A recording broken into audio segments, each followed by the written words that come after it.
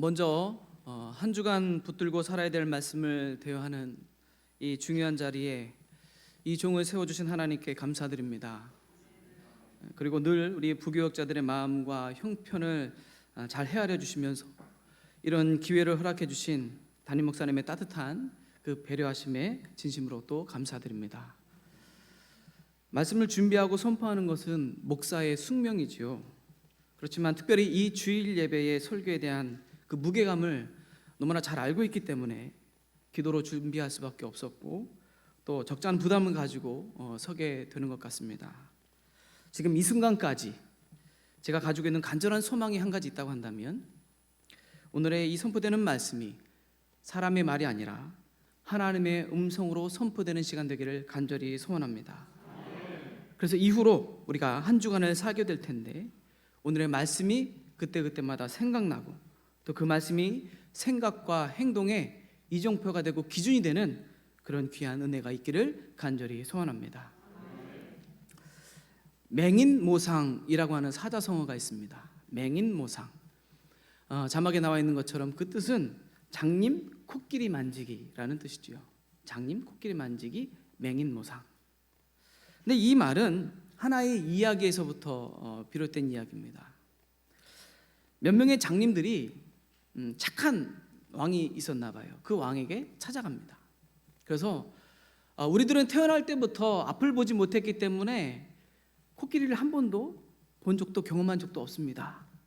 그렇게 이야기하니까 이 착한 왕이 신하들을 시켜서 코끼리 한 마리를 데려오게 합니다. 그리고 그 장님들에게 한번 만져보라고. 장님들이 경험할 수 있는 것은 만져보는 것밖에 없으니까 장님들이 이제 코끼리를 만지는 거죠. 누구는 다리를 만지고 어떤 장님은 꼬리를 만지고 어떤 장님은 귀를 만지고 또 어떤 장님은 코를 만지고 또 다른 장님은 몸통을 만졌습니다. 잠시 후에 왕이 묻습니다. 자, 이제 코끼리를 어떤 모양인지 알겠느냐? 그러자 예, 알겠습니다. 장님들이 이야기를 하죠. 다시 묻습니다. 그럼 어디 한번 코끼리가 어떻게 생겼는지 말해봐라 라고 하고 왕이 시키니까 어떤 장님이 이렇게 얘기하는 거죠. 다리를 만졌던 장님이 코끼리는 기둥과 같습니다. 그렇게 이야기를 해요. 그러자 코를 만진 장님이 아니야, 코끼리는 굵고 길어, 구렁이같이 생겼다고 이렇게 이야기를 하는 거죠. 이에 뒤질세라 귀를 만진 장님이 이렇게 얘기합니다. 뭔 소리 하는겨? 코끼리는 반들반들하고 매끌매끌한 부채 모양이구먼. 그러자 가만히 있던 몸통을 맞은 사람이 그 말을 중간을 딱 끊으면서 하는 말이 코끼리는 분명 큰 것이 벽과 같이 생겼는데 뭔 소리들 하는 건지 모르겠네. 마지막으로 꼬리를 만진 장님이 이렇게 얘기합니다. 확신에 찬 이야기로 너희들 다 틀렸어. 내가 볼 때 코끼리는 가늘고 길어. 딱 밧줄 모양이더만. 그렇게 얘기하는 거죠. 그리고선 서로 자기 말이 맞다고 말싸움을 하기 시작하는 겁니다. 이 장면을 지켜보던 왕이 그 모습을 보고 이렇게 이야기하는 거죠. 장님들아, 굳이 시시비비를 따질 필요가 있겠느냐? 모두 코끼리의 전부를 만지지 않았으면서 제멋대로 전부를 알고 있다고 장담하는 너희들이 그 모습이 정말 우습구나. 그래서 이 이야기에서 비롯된 말이 맹인모상, 장님, 코끼리 만지기 라는 이야기인 겁니다. 이 이야기를 이 시대를 살아가는 우리들에게도 아마 중요한 교훈이 되는 그런 이야기가 아닌가 생각해 봅니다. 저를 포함해서 대부분의 사람들은 자신이 경험하고 또 아는 그 전부가 마치 세상의 전부인 것처럼 참된 진리인 것처럼 자기 주장만을 강요하기 일쑤지요. 특히 자기 확신이 강한 사람일수록 다른 사람과 소통을 잘 안 되고 자기가 가장 잘났다고 내가 생각하는 것이 가장 옳다고 생각하는 사람일수록 더 그런 경향이 있습니다. 그런 사람들에게 이 맹인모상의 이야기가 하고자 하는 말은 진정한 진리라고 하는 것은 내가 아는 것을 뛰어넘어서 다른 사람들과 공감하고 소통하며 서로를 이해하는 것이 진짜 참된 진리다라는 겁니다. 신앙적인 측면도 크게 다르지 않은 것 같아요. 오늘 제가 이렇게 쭉 우리 성도님들을 강단에 서서 보니까 우리 많은 성도님들이 방구 좀 끼시는 분들 같아요. 이게 무슨 얘기냐면 예전에 이용호 장로님께서 한번 하셨던 말씀인데 한 분야에서 한 10년 정도쯤 그 일에 종사하게 되면 그 사람은 전문가라고 하는 평가를 받는다라고 해요. 그런 전문가들이 나는 이 분야에서 내가 할 말이 있어 하고 큰 소리 떵떵 치는 그런 것을 보고 좀 비유적으로 방구 좀 낀다 이제 그런 이야기를 한다고 하시는 겁니다. 다시 봐도 오늘 여기 계신 우리 많은 성도님들은 믿음에 대해서만큼은 또 신앙생활에 대해서만큼은 방구 좀 끼시는 분들이 여기 많이 계신 것 같아요. 대를 이어서 신앙생활 하신 분들도 계시고 못된 신앙도 여기 많이 계시죠. 또 수십 년 동안 10년 이상 신앙생활 하신 분들이 참 많이 계신 것 같습니다. 근데 말입니다, 그만한 신앙의 연주를 가지고 있는 우리 대부분의 성도들이 과연 그 신앙의 본질과 그 진리에 우리가 얼마나 접근해 있는가. 그래서 생각해 본다면 우리는 맹인모상이라는 말이 생각이 난다라는 거죠. 우리가 그동안 알고 있고 또 믿고 있고 또 주장하고 또 누려왔던 모든 것들은 하나님의 진리와 그 하나님의 원대하신 계획에 비하면 극히 일부분에 지나지 않는다는 겁니다. 아무리 내가 경험한 신앙 체험이 뜨겁고 엄청난 것처럼 나는 느낀다 할지라도 또 우주 만물을 창조하시고 그 안에 충만하시며 또 그것을 뛰어넘어 살아계시는 하나님과 그 섭리 앞에서는 내 경험은 하나의 맹인모상에 지나지 않는다. 지금 이 순간 선포되는 말씀을 포함해서 내게 주어지는 모든 말씀들 또한 맹인모상 하나의 부분에 지나지 않는 거예요. 내 삶을 변화시키고 모든 것을 들여 헌신할 만한 능력의 말씀을 내가 받았다 할지라도 하나님의 크고 놀라우신 진리에 비하면 한 부분, 한 조각에 지나지 않는다는 겁니다. 오늘 사도 바울은 고린도전서 13장 이 사랑장을 마무리하면서 부분과 전부, 부분과 전체에 대해서 이야기를 합니다. 바울은 언제일지는 모르지만 하나님께서 정하신 그날, 그때가 되면 진리를 전부 온전히 알게 되는 때가 올 것이다. 그렇게 이야기합니다. 때로는 어렴풋이 알고 있던 주님의 그 모습, 그 주님의 음성, 그것을 마치 서로 얼굴과 얼굴을 마주 보듯이 직접 뵙고 알게 되는 때가 언젠가는 올 것이다. 코끼리 다리, 꼬리, 코를 만지는 것처럼 알아왔던 모든 것들이 한 번에 확 드러나게 될 때가 온다는 거죠. 마치 신봉사가 내 딸 청아 하고 눈이 번쩍 뜨여져서 그렇게 그리웠던, 보고 싶었던, 만져보고 싶던 그 청이를, 그 딸 청을 한 번에 알아본 것처럼 우리도 어느 순간 그때가 되면 눈이 번쩍 뜨여서 우리 사랑하는 주님을 한 번에 알아보게 될 때가 온다는 겁니다. 그날이 언제일지 우리 아무도 몰라요. 그렇기 때문에 그날이 올 때까지 눈에 좋다고 하는 루테인 같은 것도 꾸준히 드시고 안구 운동 같은 거 열심히 하셔서 시력을 잘 보존해 주셨다가 주님을 딱 만나게 되는 그날 한 번에 딱 알아보는 저 여러분 되었으면 좋겠습니다. 그런데 그날이 오기 전까지는 마치 거울을 보는 것처럼 희미한 것밖에 우리가 보지 못한다고 그래요. 그 당시 거울은 청동으로 만든 금속 거울을 사용했기 때문에 아무리 깨끗하게 그것을 잘 닦고 연마시켜놔도 우리가 지금 사용하고 있는 거울처럼 우리의 얼굴 그대로를 다 반사시키지 못합니다. 뿌옇고 희미하게만 보였다는 거죠.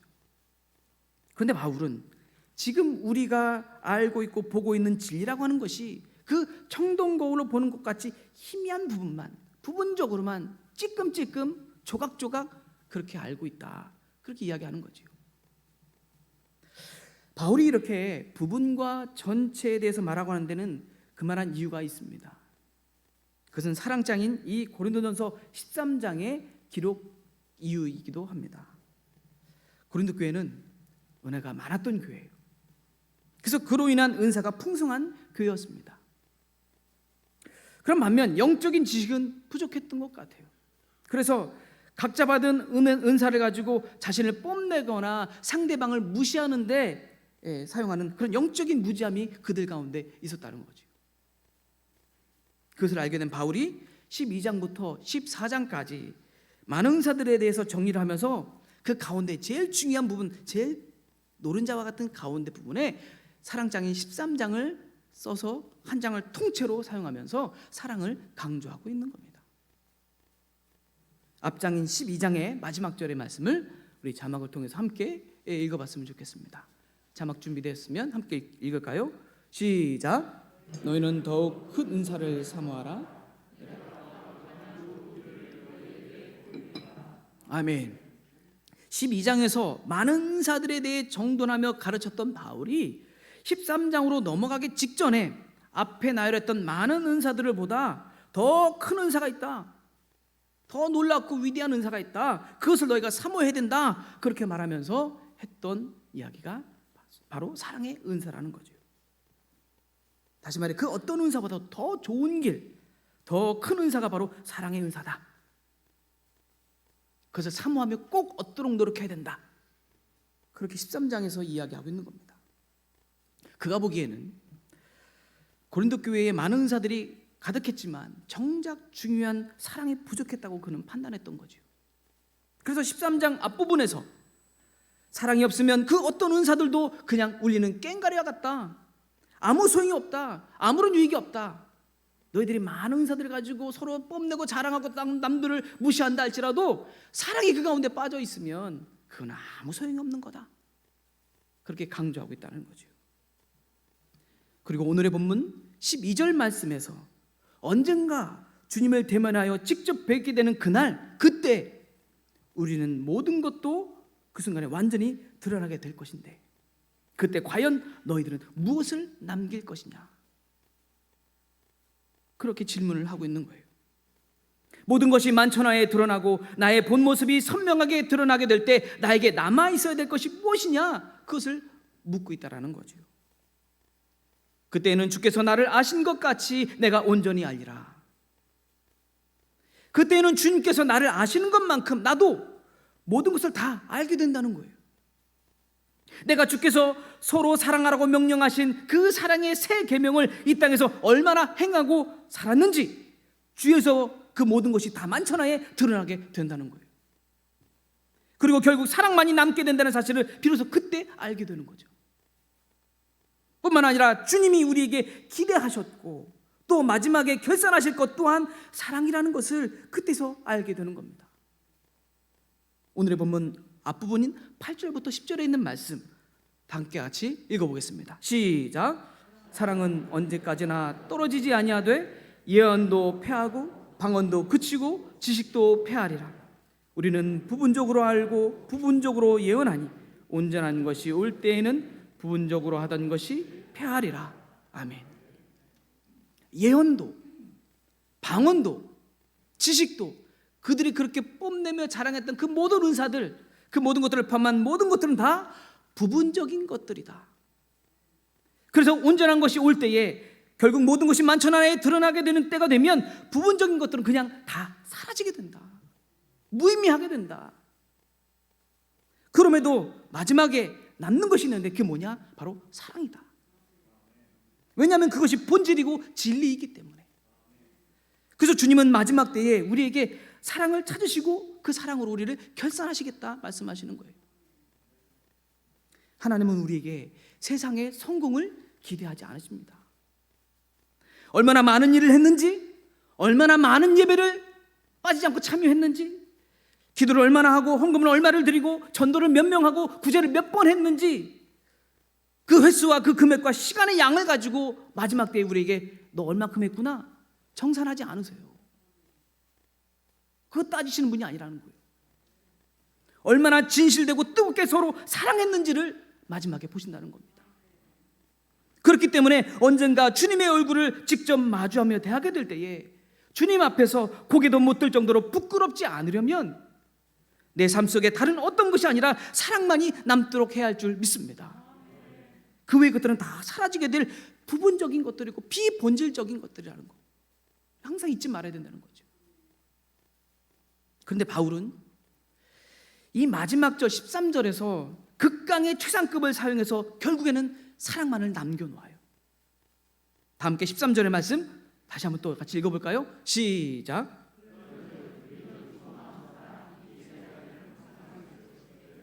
그 중에 제일은 사랑이라. 아멘. 찬양 생각나시죠? 그 중에 제일은 뭐라고요?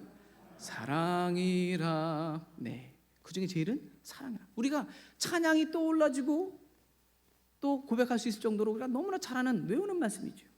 그런데 이 믿음과 소망과 사랑은 왜 항상 끝까지 있게 될까? 믿음의 주가 되셔서 우리에게 믿음을 주시고 그 믿음이 온전케 되도록 하시는 분, 그분이 바로 예수 그리스도십니다. 그 예수 그리스도를 우리가 직접 대면하게 되는 그날이 오더라도 믿음은 사라지지 않게 되는 거죠. 믿음의 대상이신 예수님이 눈앞에 계시면 더 선명하게, 더 확실하게 믿어지는 거죠. 아니, 생각해 보세요. 내가 누군가를 믿었어요. 근데 믿음의 대상이 딱 왔는데 이제부터 당신 내 눈앞에 섰으니까 난 당신 안 믿어. 그거 아니잖아요. 더 믿어지는 거잖아요. 소망도 마찬가지입니다. 복과 은혜를 약속하신 주님을 온전히 만나게 된다면 그분이 주신 소망의 약속들 또한 더 붙들고 기대할 대상이 되는 거죠. 그래서 믿음과 소망은 언제까지나 떨어지지 않고 항상 끝까지 있는 겁니다. 그런데요, 그 둘은 또 서로 연결이 되어 있어요. 믿음과 소망이 연결되어 있다는 겁니다. 여러분, 운동 꾸준히들 하시죠? 저도 한동안 요즘 운동을 많이 못해서 배가 나오기 시작했는데, 우리가 힘들게 운동을 결단하고 하게 되면 앞으로 내가 언젠가 몸이 건강해지겠지, 배에 식스팩도 생기고 근육도 생기고 다이어트가 돼서 몸매가 더 예뻐지겠지, 뭐 이런 믿음 가지고, 그런 기대감을 가지고 운동을 하는 거잖아요.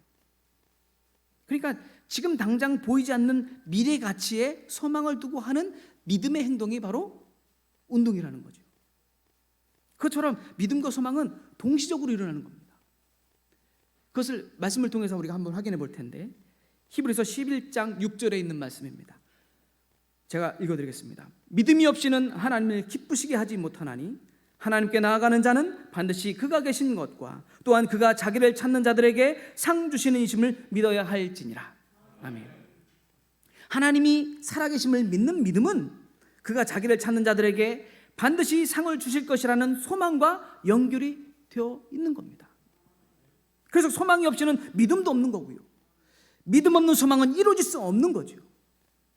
그렇게 믿음과 소망은 한 몸을 이룬 채 모든 진리가 선명하게 드러나게 되는 그때가 되더라도 사라지지 않고 믿음과 소망은 함께 있는다.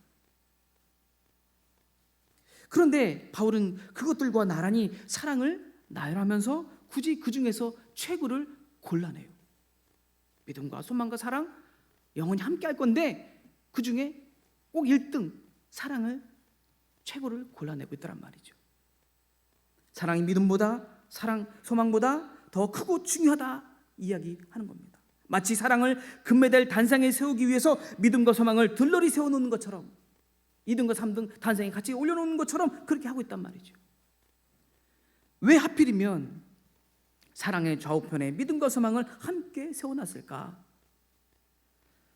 그것은 믿음과 소망과 사랑이 시간이라고 하는 끈으로 연결되어 있기 때문에 그렇습니다. 믿음은 과거의 사건이에요. 믿음은 과거의 사건입니다. 지금 이 자리에 있는 우리 모두는 과거에 예수님을 믿고 영접해서 하나님의 사람, 예수 그리스도의 제자가 되어서 지금 예배하고 있는 거죠. 그리고 지금까지도 그 믿음을 가지고 살아가는 현재 완료 진행형의 사람들입니다. 그러니까 과거 어느 시점에 시작된 그 믿음을 지금까지 이어서 쭉 지키고 있는 사람들이 바로 우리들이다. 소망은 더 쉽습니다. 앞서 말한 믿음의 근거에서 앞으로 하나님께서 이루실 구원과 복과 은혜에 대한 미래적인 기대를 갖는 것이지요. 다시 말해 믿음에 대한 결과가 미래에 나타나기를 기대하는 것이 바로 소망이라는 겁니다. 그런데 그 사이에, 믿음과 이 소망 그 사이에, 그 가운데에 사랑이 있는 거예요. 그리고 조금 전 제가 봉독해드렸던 히브리서 11장 6절에 있는 말씀, 반드시 상을 주실 그날을 소망하며 보이지 않는 하나님이 역사하심을 믿어야 한다, 그렇게 말했잖아요. 그런데 그렇게 되려면 오늘을 어떻게 살아가야 되느냐, 내가 오늘 어떻게 살아야 되는가, 이런 문제가 대두되는 겁니다.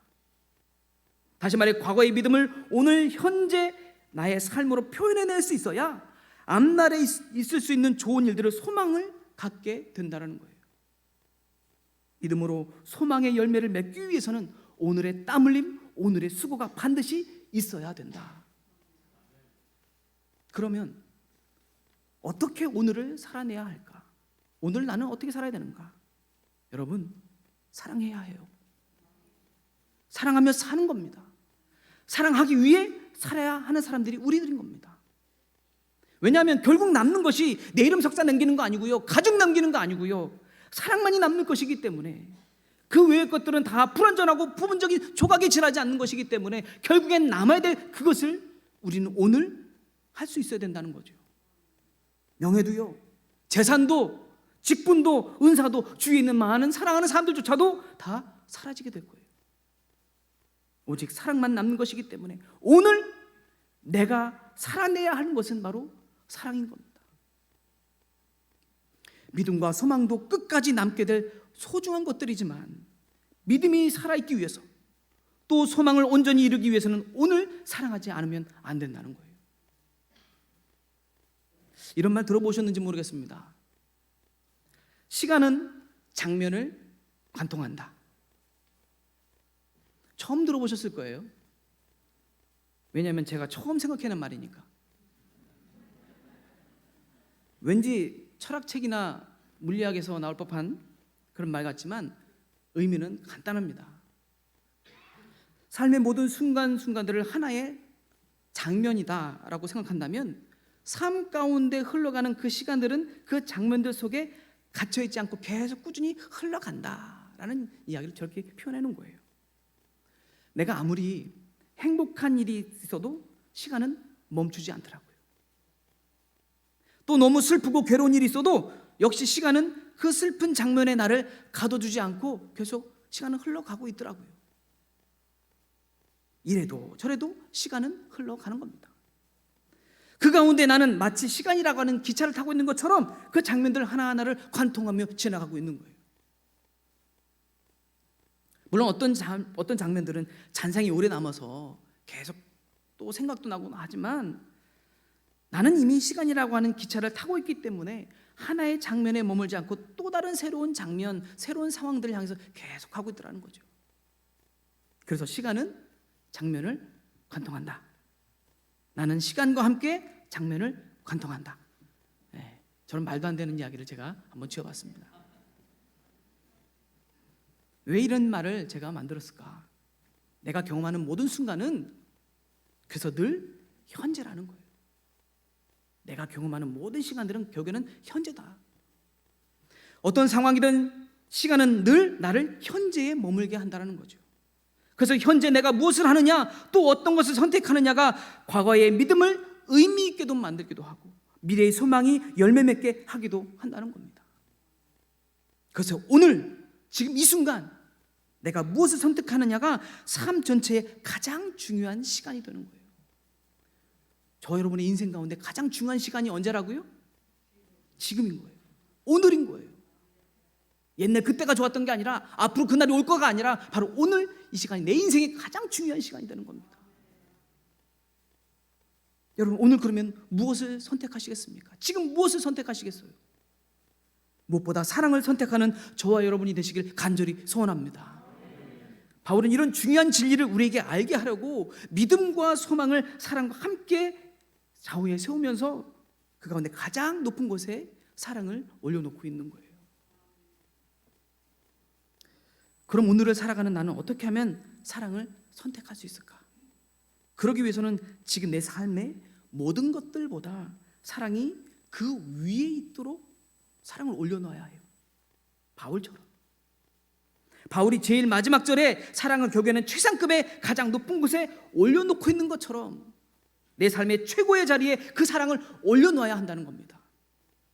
내가 가장 소중하게 생각하는 그것, 목표, 가치, 사람, 사랑하는 그 모든 내가 쥐고 있는 그런 것들보다 사랑을 더 위에 있게 해야 한다는 거죠.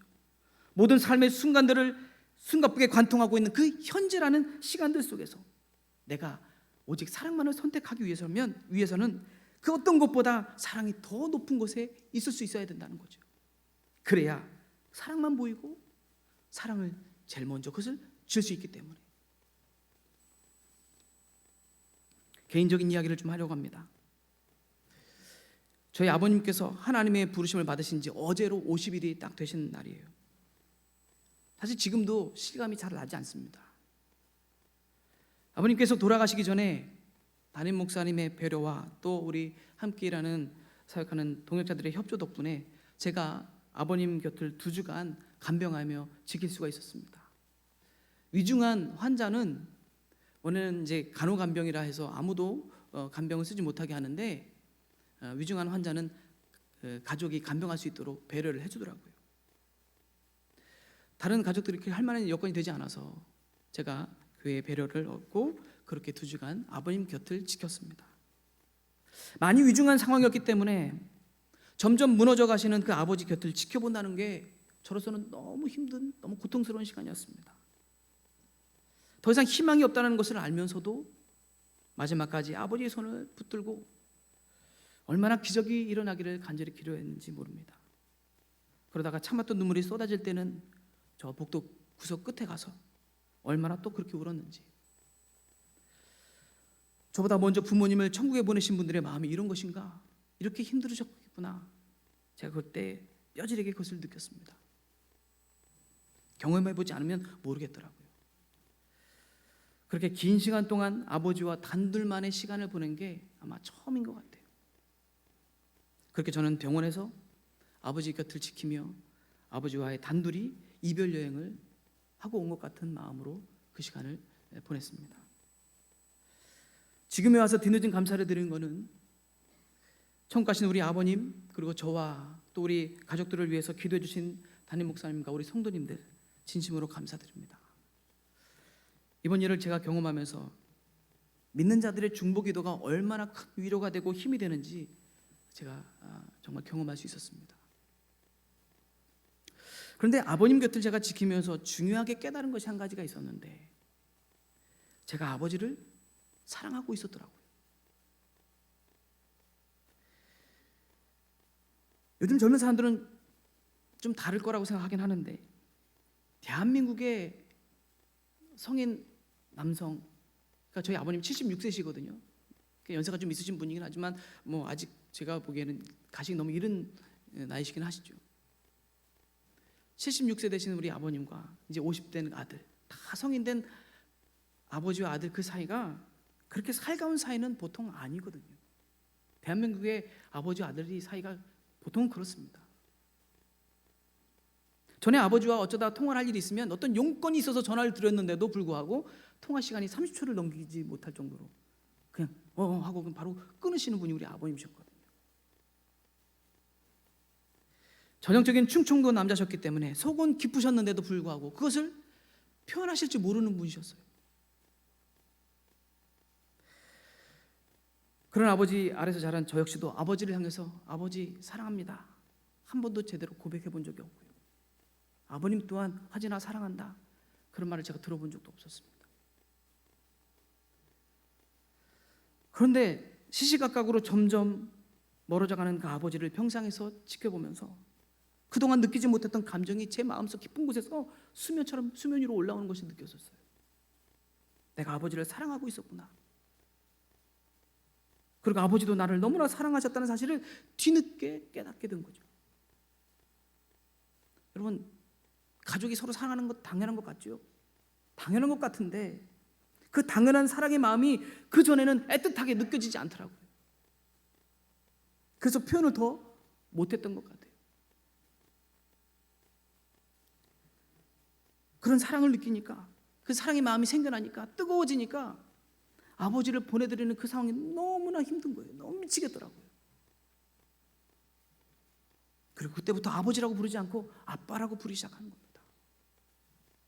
그리고 마지막 천국 가시는 그 순간까지, 아니 그 이후로도 아빠 사랑해요를 얼마나 원 없이 고백했는지 모릅니다. 우리는 모두 사랑하는 사람들이에요. 누군가를 사랑하고 있고 또 사랑해야 될 사람들이죠. 그런데 너무 자주 잊어버리고 살아요. 그리고 사랑을 잊고 있다는 사실을 너무 늦게 깨달아요. 사랑하는 성도 여러분, 우리에게 주어진 시간은 그리 많지 않습니다. 내게 얼마의 시간이 남아있는지 아는 사람이 아무도 없기 때문인 거죠. 저나 저희 가족들 모두 저희 아버님께서 그렇게 일찍 천국 가실 것이라 그 누구도 감히 생각을 해본 적이 없습니다. 그렇게 사랑하고 싶어도 더 사랑할 수 없는 때가 올지도 모른다는 거죠. 그러니 우린 남겨진 시간을 아까워하는 마음으로 그 시간들을 사용할 수 있어야 됩니다. 어떻게 사용해야 될까요? 오늘 사랑해야 합니다. 오늘 사랑하는 거예요. 오늘 사랑하지 않으면 내일 사랑할 수 없을지도 몰라요. 후회하지 않으시려면 오늘 당장 그냥 앞뒤 재지 말고 사랑해야 될 사람 사랑하십시오. 사랑 안 가는 사람에게도 사랑하십시오. 핑계대지 말고 이유 달지 말고 그 사람은 이런 사람이라서 저 사람은 저런 사람이니까 난 도저히 사랑할 수 없어, 그럼 핑계대지 말고 오늘 그냥 사랑하셔야 됩니다. 그렇지 않으면 먼 훗날 주님을 대면하여 만나게 될 때 남겨서 결산해야 될 사랑이 없을지도 몰라요. 그때 주님 앞에 꾸지람 받으시겠습니까? 자존심? 그게 뭐 얼마나 대단한 거라고. 자존심 그것도요, 결국에는 마지막 때에 사라지고 없어지는 겁니다. 부분적인 거라는 거죠. 조각이 지나지 않는 거예요. 시간이 없다고요? 사랑할 시간은 충분합니다. 오늘 사랑을 내가 택하기만 하면 시간은 충분해요. 다만 사랑할 마음이 없는 거죠. 하나님은 우리에게 충분히 사랑할 시간을 주십니다. 우리가 오늘 이렇게 호흡하며 살 수 있게 하루의 시간을 주신 것은 오늘 하루 사랑하라고 주신 시간인 거예요. 돈이 없다고요? 먹고 살기 바쁘다고요? 그 또한 몰라도 너무 모르는 이야기인 겁니다. 돈이 없는 게 아니라, 돈이 남는 게 아니라 제일 마지막까지 남는 것이 사랑이라니까요. 그걸로 주님께서 계산하신다니까요. 그러니 묻지도 따지도 말고 오늘 당장 사랑해야만 하는 겁니다. 그것이 가능하려면 내 삶의 가장 높은 곳에 사랑을 올려놓는 저와 여러분 되었으면 좋겠습니다. 그래서 사랑을 제일 으뜸으로 여기고 바라보면서 모든 것이, 나의 모든 언행심사가 사랑 안에서 실행될 수 있도록 사랑으로 말하고, 사랑으로 헌신하고, 사랑으로 봉사하고, 사랑으로 끌어안고, 사랑으로 용서할 수 있는 저와 여러분 모두가 되기를 간절히 소원합니다. 그러려면 사랑을 제일 높은 곳에 올려놔야 돼요. 내 마음속, 내 삶의 가장 높은 곳에 사랑이 먼저 보이도록 그래서 제일 높은 곳에 오늘 바울처럼 올려놓는 저와 여러분 되기를 간절히 소원합니다. 사랑하는 성도 여러분, 우리의 생각과 삶 속에 어딘가에 내팽개져 있는 그 사랑, 그래서 내가 사랑하고 있었는지조차도 잊고 살았던 그 사랑을 오늘 이 말씀 가운데 다시 한번 재발견하는 저와 여러분 되었으면 좋겠습니다.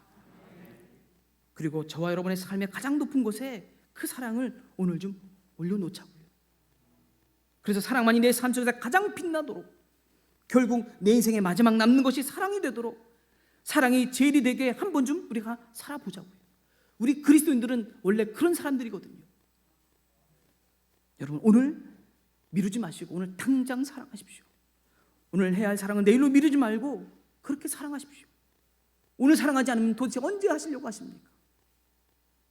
오늘 당장 사랑을 선택하는 것이 이 땅에 사랑으로 성육신하신 우리 아기 예수님을 대망하며 기다리는 이 대림절기, 주님을 맞이하는 우리의 마땅한 마음 자세의 그 결단인 줄 믿습니다. 오늘 당장 사랑하십시오. 기도하겠습니다. 우리를 향하신 사랑을 확증하시려 이 땅에 찾아오신 주님, 주님을 대망하는 이 강림절기에 주님이 보이신 그 사랑을 우리가 생각해 봅니다.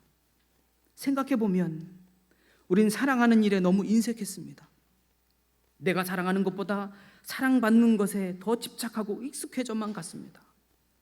그러면서 결국에 사라져 없어질 부분적이고 허망한 것들만을 목적으로 살고 있지는 않았는지, 이제 모든 것이 선명하게 드러나는 그 마지막 때에 주님이 우리에게 찾으실 그것, 결국 끝까지 남게 될 그 사랑을 선택하는 우리 모두가 되게 하여 주시옵소서. 그 사랑을 더 이상 미루지 않게 하여 주시고, 그러기 위해 내가 붙잡고 있는 그것들, 소중히 여기는 그 어떤 것들보다도 사랑을 더 위에 올려놓을 수 있는 우리 모두가 되게 도와 주시옵소서. 그래서 내 인생의 최고의 목표가 사랑이 되게 하시고 그 사랑의 빛 아래서만 말하고 행동하고 생각할 줄 아는 우리 모두가 되게 도와 주시옵소서. 우리에게 주어진 시간이 많지 않습니다. 사랑하기에도 부족한 이 시간들을 언제까지 미워하고 다투고 또 허망한 것들에 빼앗겨야 되겠습니까?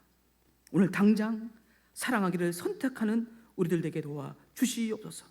오늘 해야 될 사랑을 내일로 미루는 미련한 자들이 되지 않게 도와 주시옵소서. 우리에게 사랑이 무엇인지를 알게 하시려 육신을 입고 찾아와 주신 우리 주 예수 그리스도 이름으로 간절히 기도드렸사옵나이다. 아멘.